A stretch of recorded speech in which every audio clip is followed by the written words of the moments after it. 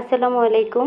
দেখেন আমরা চলে গেছিলাম ছাদ বাগানে। আমাদের ছাদ বাগানে দেখেন সবজিগুলো কত সুন্দর। এই যে একটা লাউ দিচ্ছে, পলিথিনে একটা আছে।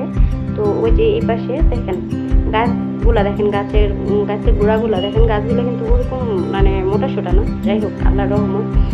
তো ওই ছাদের মধ্যে যে এরকম হয়েছে, এটা একটা আল্লাহর রহমত বলতে পারেন। আর অনেক পরিশ্রম, ছাদ বাগানে কিন্তু অনেক পরিশ্রম হয় চারা মানে ভালো করে করতে গেলে।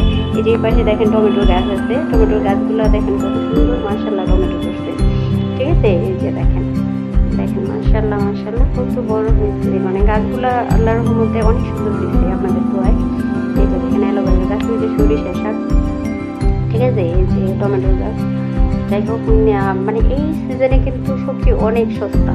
তারপরেও নিজের গাছে থেকে যদি একটা খাওয়া যায় তাও শান্তি। দেখেন তো, মানে মনের মধ্যে কিন্তু একটা প্রশান্তি। অল্প নিজের গাছের একটা খেলেও অনেক ভালো লাগে। এই জন্য আর কি। যাই হোক, সবাই একটু বলবেন কমেন্ট করে কিরকম হয়েছে।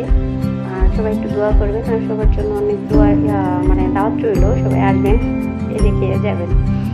ঠিক আছে, আজকে এই পর্যন্তই। আল্লাহ হাফেজ।